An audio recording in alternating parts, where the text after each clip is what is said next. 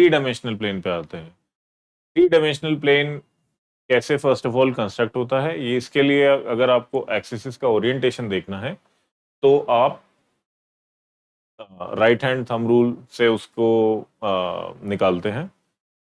Right hand thumb rule maths और physics का एक एसेंशियल निमोनिक है या कन्वेंशन है, जिससे हम लोग जेड एक्सिस का डायरेक्शन निकालते हैं।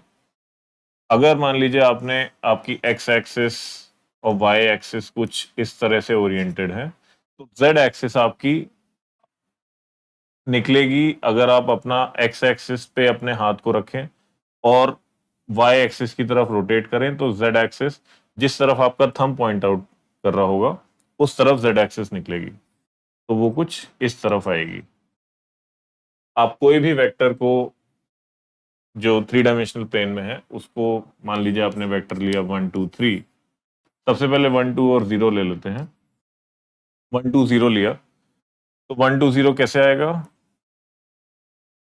इसमें एक्स एक्सिस का कंपोनेंट है 1, वाई एक्सिस का है 2 और जेड एक्सिस का कंपोनेंट है 0। आप एक्स एक्सिस पे 1 लीजिए, वाई एक्सिस पे 2 लीजिए और जेड एक्सिस पे क्योंकि 0 है तो वो एक्स वाई प्लेन पे ही रहेगा और ये आपका V1 आ गया। अब अगर आप लेते हैं 3 4 5, तो इस बार उसके तीनों कंपोनेंट तीनों डायरेक्शन में नॉन जीरो हैं, तो हम 3 लेंगे एक्स एक्सिस पे, 4 लेंगे वाई एक्सिस पे। यहाँ पे हम इस वाले प्लेन पे जाके खड़े हो जाएंगे और जेड एक्सिस पे भी अब आप ऊपर जाएंगे। तो ये आपका वेक्टर निकला V2। कुछ इस तरह से आपको एनविजन करना है। इसके बाद आता है कि आप लीनियर कॉम्बिनेशन तीन वेक्टर जो कि थ्री डायमेंशनल प्लेन के तीनों वेक्टर्स हैं उसका आप कैसे बनाते हैं। मान लीजिए आपका एक वेक्टर है U1 2 3, दूसरा वेक्टर है आपका V2 3 4, तीसरा वेक्टर है आपका W इज इक्वल्स टू 4 5 6 और आपने जो स्केलर मल्टीप्लायर्स हैं C D और E वो आपने लिए 1 2 और 3। तो आप लेंगे, सबसे पहले आप मल्टीप्लीकेशन करेंगे तो CU will come out to be 1 will be multiplied with each of the components। 1 हर एक कंपोनेंट से मल्टीप्लाई होगा तो ये वैसा ही वेक्टर निकल के आएगा आपका।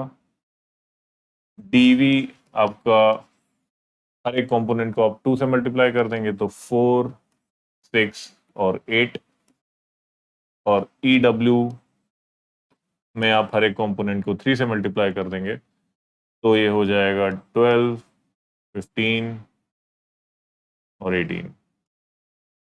इसके बाद जब आपको लीनियर कॉम्बिनेशन लेना है तो आप इन तीनों स्केलर मल्टीप्लाइड वेक्टर्स को ऐड करेंगे। CU plus DV plus EW is equals to 1 plus 4 plus 12, 2 plus 6 plus 15 और 3 plus 8 plus 18। ये आपका निकल के आएगा 17 23 29। ये आपका निकल के आया CU plus DV plus EW। काफी इजी है पर फिर भी इसको कवर कर लेना बेटर है।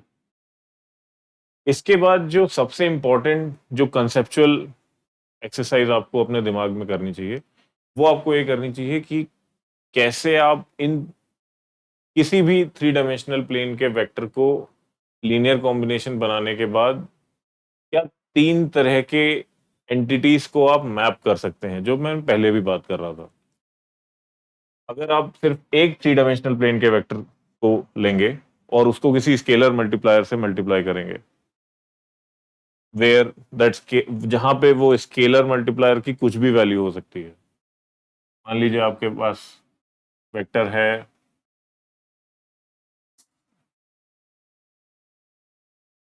वी आपका वेक्टर, अगेन वी आपका वेक्टर है 1 2 3 और सी आपका कुछ भी हो सकता है।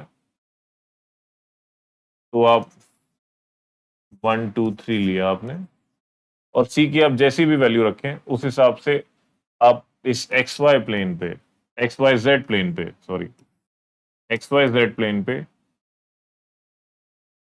ये आपका जो वेक्टर बना,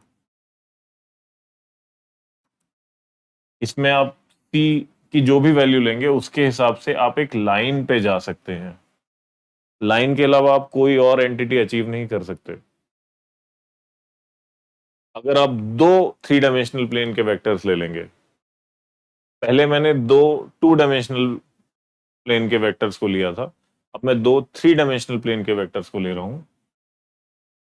अगेन आपका एक वेक्टर है 1 2 3, दूसरा वेक्टर है आपका 2 3 4। आपने लिया सी वी प्लस डी यू वहां जहां पे आपकी सी और डी की कोई भी वैल्यू हो सकती है। तो आप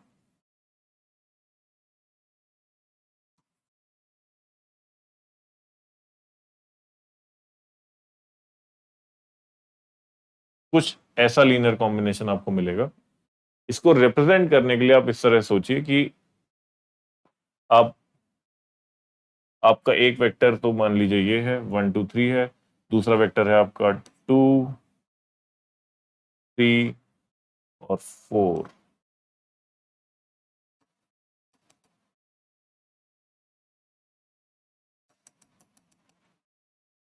इस बार आपका ये वेक्टर है। अब आप कोई भी पॉइंट इन दोनों वेक्टर के लीनियर कॉम्बिनेशन से आप कोई भी पॉइंट लेंगे तो वो वही पॉइंट होगा जो इनके प्लेन पे आता है। अगर मान लीजिए यहां पे मैं एक प्लेन ड्रॉ कर दूं, जो कि प्लेन इस वाले वेक्टर, पहला वेक्टर है मेरा v और ये वाला वेक्टर है मेरा u, कुछ ऐसा मान लीजिए ये एक वेक्टर है, ये दूसरा वेक्टर है। तो ये जो प्लेन है सिर्फ आप इसी प्लेन के सारे पॉइंट्स को मैप कर सकते हैं। अगर मुझे इस ये दो जो वेक्टर्स हैं इनके इनसे बना हुआ जो प्लेन है उसके अलावा मुझे किसी और पॉइंट पे जाना है, तो मुझे एक ऐसा वेक्टर चाहिए होगा जो जिसका कंपोनेंट इन दोनों प्लेन्स के परपेंडिकुलर भी आता हो। क्योंकि मान लीजिए आपके पास ये टेबल है, टेबल आपने बना ली दो वेक्टर से, भले ही वो थ्री डायमेंशनल के वेक्टर है।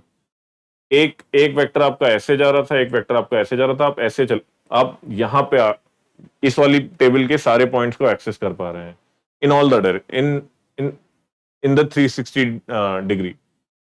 और अगर मुझे इसके ऊपर जाना है तो एक ऐसा वेक्टर लाना पड़ेगा जो इन दोनों प्लेन से परपेंडिकुलर डायरेक्शन में भी जिसका एक कंपोनेंट हो, तभी आप इस पूरे स्पेस को मैप कर पाएंगे। उसके लिए पहली बात तो मुझे एक तीसरा वेक्टर चाहिए। आप दो वेक्टर से पूरा स्पेस मैप नहीं कर सकते, इवन दो अगर वो दोनों वेक्टर थ्री डायमेंशनल प्लेन में है, उसके बाद भी आपको तीसरा वेक्टर चाहिए, क्योंकि दो वेक्टर थ्री डायमेंशनल प्लेन के सिर्फ आपको एक प्लेन तक ले जा सकते हैं। दूसरी बात कि वो जो भी वेक्टर आप चूज कर रहे हैं वो इन दोनों प्लेन में, इन दोनों वेक्टर्स के प्लेन में लाई नहीं करना चाहिए। उसका एक सर्टेन कंपोनेंट इनके परपेंडिकुलर डायरेक्शन में भी जाना चाहिए। अगर मुझे स्पेस मैप करना है, मतलब कि जिस रियल वर्ल्ड में हम लोग रहते हैं अगर आप उसको सोचे वो एक स्पेस है जैसे मैंने पहले बताया था, तो फिर आपको तीसरा वेक्टर चाहिए होगा, और वो तीसरा वेक्टर इन दोनों के प्लेन में नहीं आना चाहिए। तो इस बार मैं लूंगा v is equals to 1 2 3, u is equals to 2 3 4, और w is equals to 3 4 5। T, D और ई की वैल्यू आप कुछ भी चूज कर सकते हैं। तो अब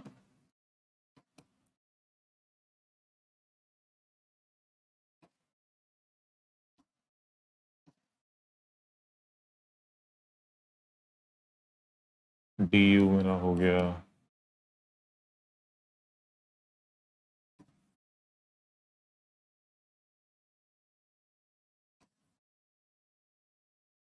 ई डब्ल्यू मेरा हो गया,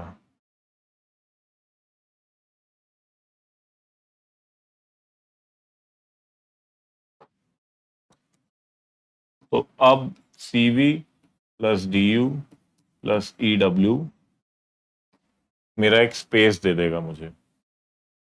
स्पेसेस जो 3 डायमेंशनल स्पेस मान लीजिए जिसमें हम लोग रहते हैं, वो मुझे मिल जाएगा। इसका मल्टीप्लिकेशन अब मैं करके नहीं दिखाऊंगा। तो ये एसेंशियल बात है। अगेन रिकैप करने के लिए, एक वेक्टर से अगर वो 3 डायमेंशनल प्लेन में है, उसके लीनियर कॉम्बिनेशन से आपको सिर्फ एक लाइन मिलेगी। दूसरे वेक्टर से अगर आप उसको दो वेक्टर्स का लीनियर कॉम्बिनेशन बनाते हैं तो आपको एक प्लेन मिलेगा। और 3 वेक्टर्स का लीनियर कॉम्बिनेशन अगर आप बनाते हैं तो अगर तीसरा वेक्टर पहले दोनों वेक्टर्स के प्लेन में नहीं आ रहा है, ओनली देन आप एक स्पेस को मैप कर सकते हैं। ये सारी बातें नल एंड वॉइड हो जाएंगी, ये सारी बातें नहीं फॉलो होंगी अगर ये सारे वेक्टर्स जीरो वेक्टर्स होंगे, जो कि हमारा पहला अजम्पशन एनीवेज होता है। तो नॉन जीरो वेक्टर्स की mapping line to plane to space इस तरह से होती है लीनियर कॉम्बिनेशंस के थ्रू।